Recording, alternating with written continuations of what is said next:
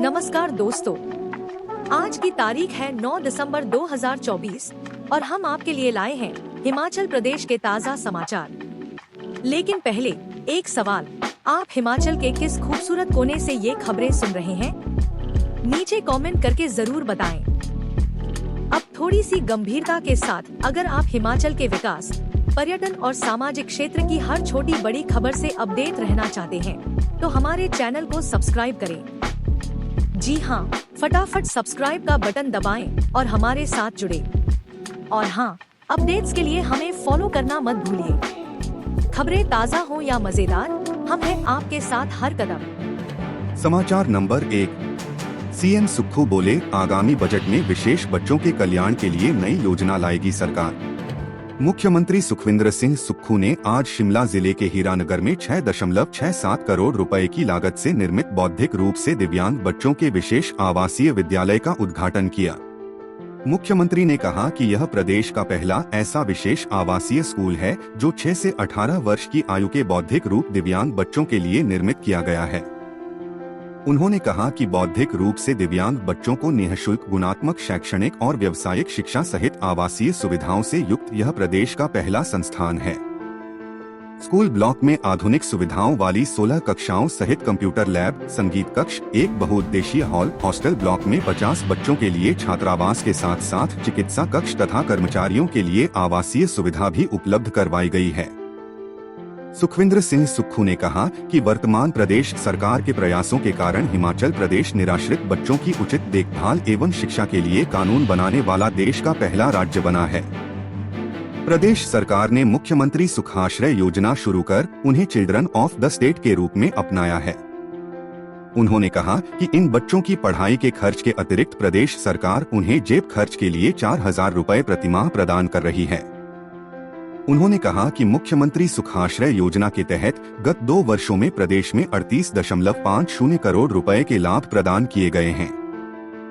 उन्होंने कहा, राज्य सरकार के पहले बजट में मुख्यमंत्री सुखाश्रय योजना आरंभ की गई।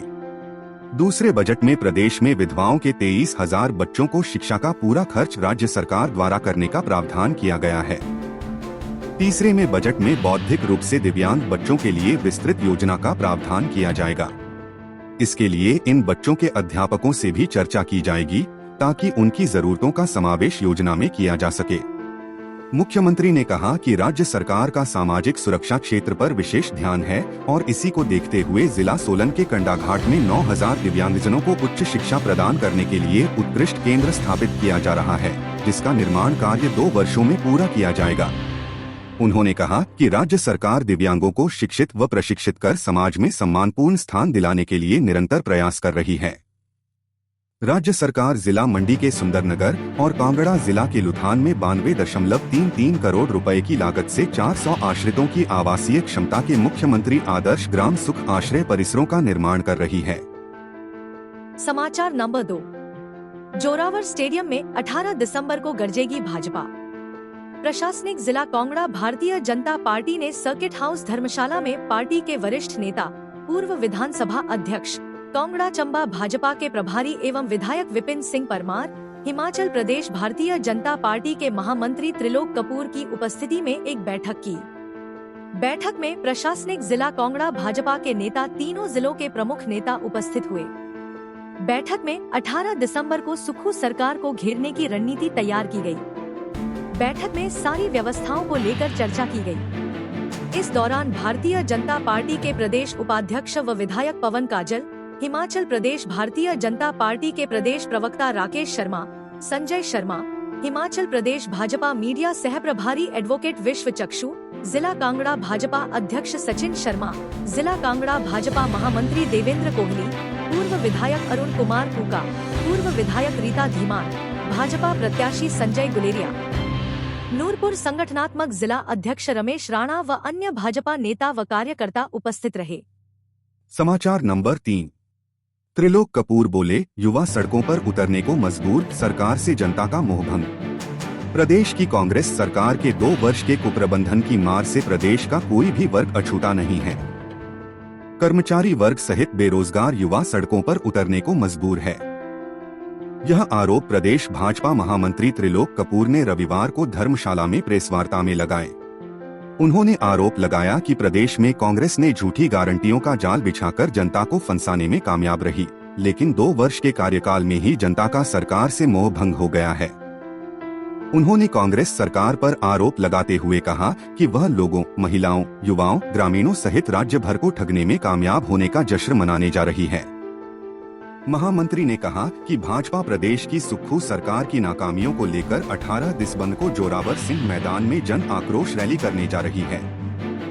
त्रिलोक कपूर ने कहा कि प्रदेश कांग्रेस सरकार बिलासपुर में 2 साल के कार्यकाल का जश्न मनाने जा रही है, लेकिन जिला कांगड़ा के लिए केंद्र की ओर से स्वीकृत केंद्रीय विश्वविद्यालय धर्मशाला के 30 करोड़ रुपए जमा करवाने में सरकार नाकाम रही है।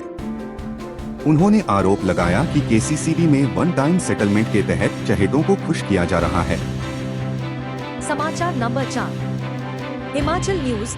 2 साल बीते पर नूरपुर बाईपास का निर्माण अभी भी अधूरा।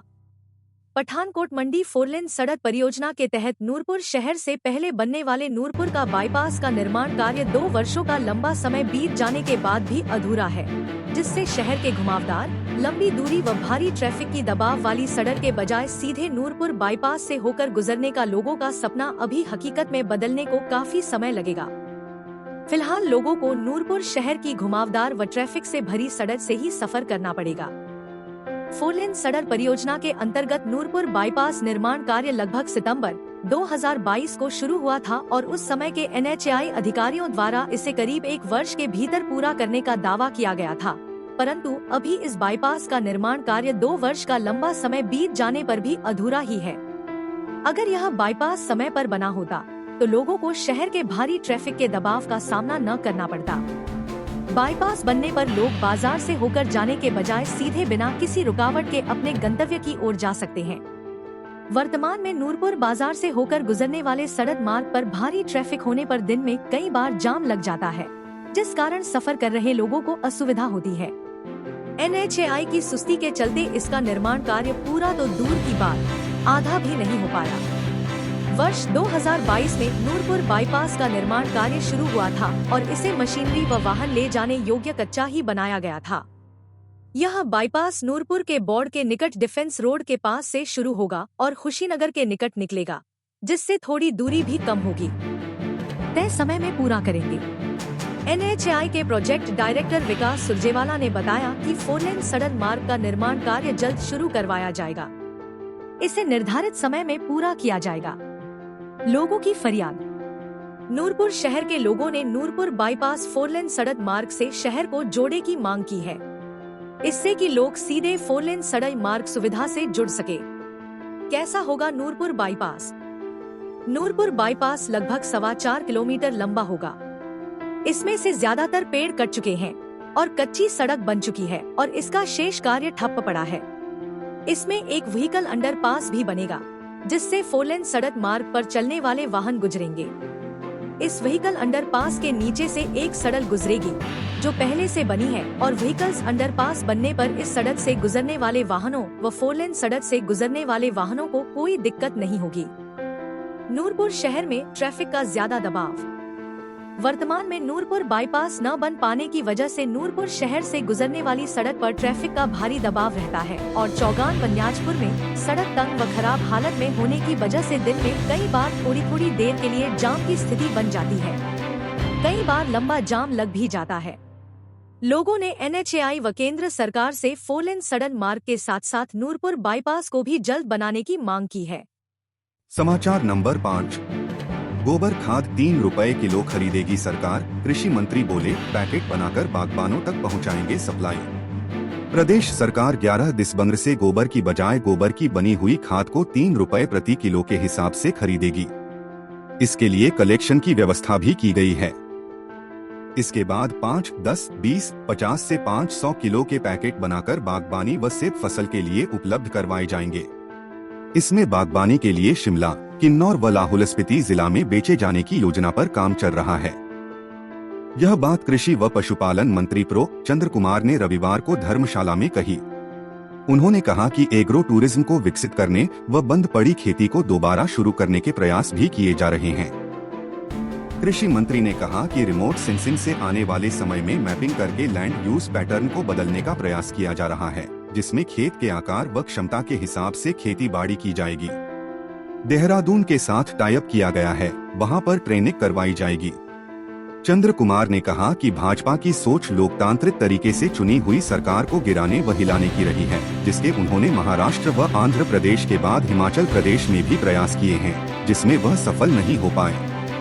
जश्न नहीं, उपलब्धियां बताने का कार्यक्रम। कृषि मंत्री चंद्र कुमार ने कहा कि 11 दिसंबर को प्रदेश सरकार कोई जश्न नहीं मनाने जा रही है, बल्कि अपने 2 वर्ष की उपलब्धियों व गतिविधियों को जनता के सामने रखने के लिए कार्यक्रम आयोजित कर रही है। इस दौरान भाजपा ने जो सरकार को अस्थिर करने का प्रयास किया, इसे भी जनता के सामने रखा जाएगा। इस मौके पर पूर्व विधायक एवं कांग्रेस जिलाध्यक्ष अजय महाजन, संजीव गांधी, आर.के. अग्रवाल, विजेंद्र कर्ण, राहुल व पुनीत मल्ली मौजूद रहे। समाचार नंबर 6। महंगाई बेरोजगारी ने तोड़े रिकॉर्ड, जयराम ठाकुर ने कसा तंज, कहा जनता की हो रही अनदेखी। प्रदेश में कांग्रेस सरकार 2 साल के कार्यकाल पूरा करने पर जश्न की तैयारी में जुटी हुई है। बिलासपुर में जश्न का कार्यक्रम रखा गया है। दूसरी तरफ भाजपा ने कांग्रेस सरकार का पूरे प्रदेश भर में विरोध प्रदर्शन तेज कर दिया है। रविवार को कुल्लू में भाजपा ने कांग्रेस सरकार के खिलाफ प्रदर्शन किया। सरकार के जश्न कार्यक्रम का विरोध किया गया। इस प्रदर्शन में नेता प्रतिपक्ष एवं पूर्व मुख्यमंत्री जयराम ठाकुर शामिल रहे। जिला मुख्यालय कुल्लू स्थित रामबाग से लेकर ढालपुर चौक तक प्रदेश सरकार के खिलाफ प्रदर्शन किया गया।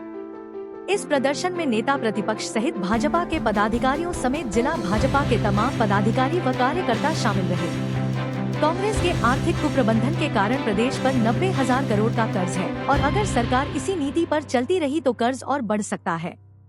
कांग्रेस ने चुनाव पूर्व जो गारंटियां दी थी, उन्हें पूरा न करते हुए हिमाचल के लोगों के साथ धोखा किया है। नेता प्रतिपक्ष ने कहा कि प्रदेश में महंगाई और बेरोजगारी चरम सीमा पर है। समाचार नंबर 7। HP शिवा परियोजना में 122 करोड़ खर्च, राज्य की ग्रामीण अर्थव्यवस्था को मिलेगी मजबूती। कृषि बागवानी प्रधान राज्य हिमाचल प्रदेश ने उच्च तकनीक को अपनाकर किसानों बागबानों की आजीविका के साधन एवं उनकी आय में बढ़ोतरी करने में सफलता हासिल की है।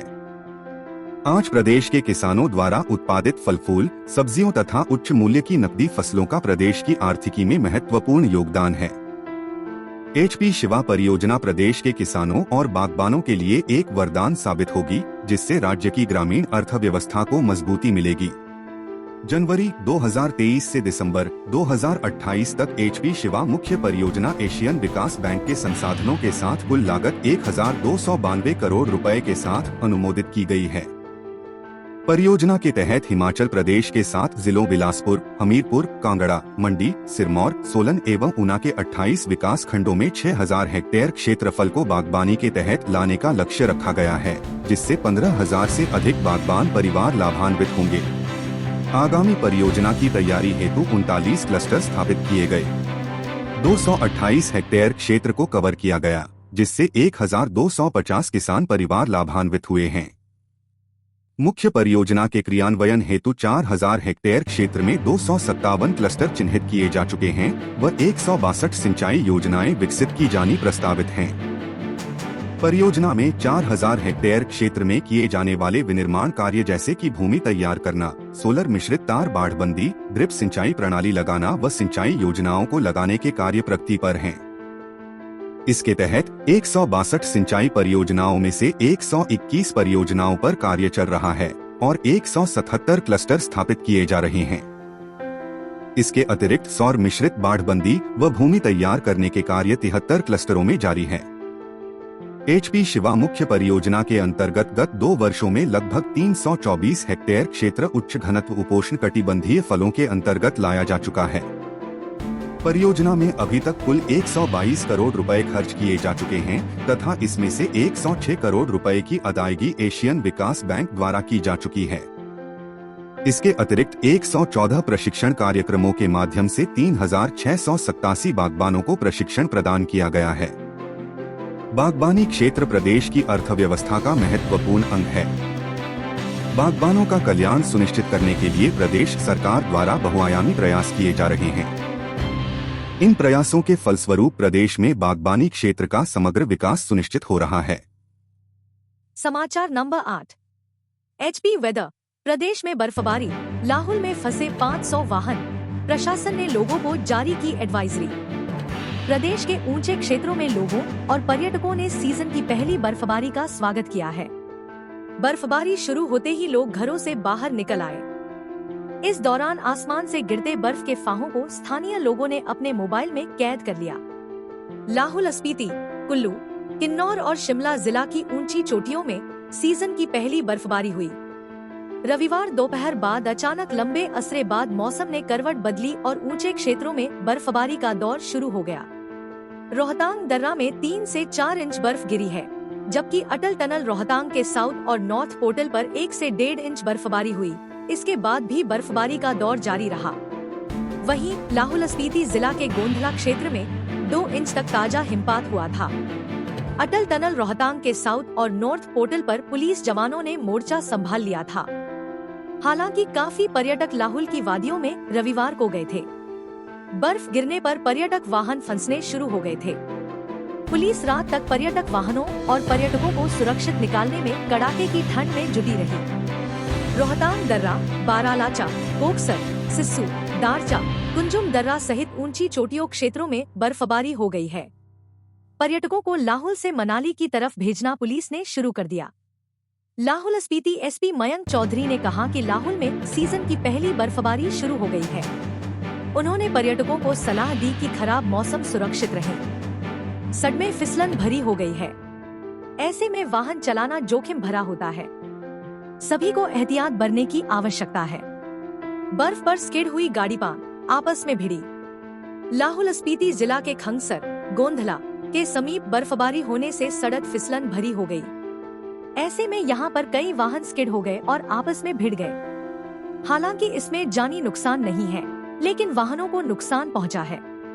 यात्रा करते हुए अब पर्यटकों और स्थानीय लोगों को सतर्कता बरतने एवं सुरक्षित चलने की आवश्यकता है। पांगी में बर्फबारी, घरों में दुबके लोग। जनजातीय उपमंडल पांगी में रविवार को विंटर सीजन बर्फबारी हुई है। रविवार को पांगी घाटी में 2 इंच के करीब बर्फबारी रिकॉर्ड हुई है। बर्फबारी के बाद घाटी में हाड़ कंपा देने वाली ठंड का प्रकोप बढ़ने से लोग घरों में दुबकने को मजबूर हो गए हैं। बर्फबारी के बीच घाटी में बिजली व पानी के अलावा यातायात व्यवस्था सुचारू रही। पांगी घाटी मुख्यालय किलाड़ में करीब 2 इंच बर्फबारी हुई है। हिमपात से किसान बागबान खुश, अच्छी बारिश की उम्मीद। थुनाग, मंडी जिला के सराज घाटी की ऊंची पहाड़ी माता शिकारी, शेटाधार, तुंगासीगढ़ सहित ऊंची पहाड़ियों में रविवार शाम को सीज की पहली बर्फबारी हुई। सराज क्षेत्र में कड़ाके की ठंड हो गई। प्राप्त जानकारी के अनुसार सराज क्षेत्र के ऊपरी क्षेत्रों में रात भर बर्फबारी का दौर जारी रहा। इससे लोगों बर्फबारी का दौर शुरू होने से किसानों व बागबानों के चेहरे खिल गए हैं। उन्हें उम्मीद है कि आगामी दिनों में अच्छी बारिश और बर्फबारी होगी, जिससे फसलों को काफी फायदा पहुंचेगा। रिकांगपिओ, लंबे अंतराल बाद किन्नौर जिला में रविवार को मौसम ने एकदम करवट बदली। नतीजन जिला के अधिकांश क्षेत्रों में ठंड में भारी इजाफा दर्ज किया जा रहा है। किन्नौर के छितकुल में 2 इंच बर्फ पड़ चुकी है और बर्फबारी का दौर जारी है। इसके साथ लगते गांवों में भी बर्फबारी हुई। वहीं वाहनों की आवाजाही भी ठप हो गई। नदी नालों सहित चश्मे तेजी से जमने शुरू हो गए। समूचा किन्नौर में रविवार को दोपहर बाद ऊंची चोटियों पर हल्की बर्फ पड़ी शुरू हो गई, जिससे ठंड में भारी बढ़ोतरी दर्ज की जा रही है। ग्रामीण कई दिनों से बारिश बर्फबारी का इंतजार कर रहे हैं, लेकिन इंद्रदेव की कृपा आबादी वाले इलाकों में नहीं होने से ग्रामीणों में उदासी छाई हुई है। समूचे जिला में बढ़ती ठंड को देखते हुए ग्रामीणों ने भी अपने खेती बाड़ी के सभी कार्यों को तेजी से निपटाना शुरू कर दिया है। बर्फ में फंसे पर्यटक होम स्टे, रेस्ट हाउस में ठहराए। लाहुल स्पीति की पहाड़ियों के साथ साथ निचले इलाकों में अचानक शुरू हुई बर्फबारी के चलते पर्यटक वाहन अटल टनल के रास्ते फंस गए हैं, जिन्हें रेस्क्यू करने का कार्य प्रशासन, पुलिस और BRO की टीम ने शुरू कर दिया है। रविवार देर रात 9 बजे तक अटल टनल के पार नॉर्थ पोर्टल सिस्सू क्षेत्र में फंसे 500 वाहनों को टनल होते हुए मनाली की तरफ भेज दिया गया है। अभी भी सिस्सू क्षेत्र में दर्जनों पर्यटकों के वाहन फंसे हुए हैं, जिन्हें बर्फ के बीच रेस्क्यू करना मुश्किल हो गया है।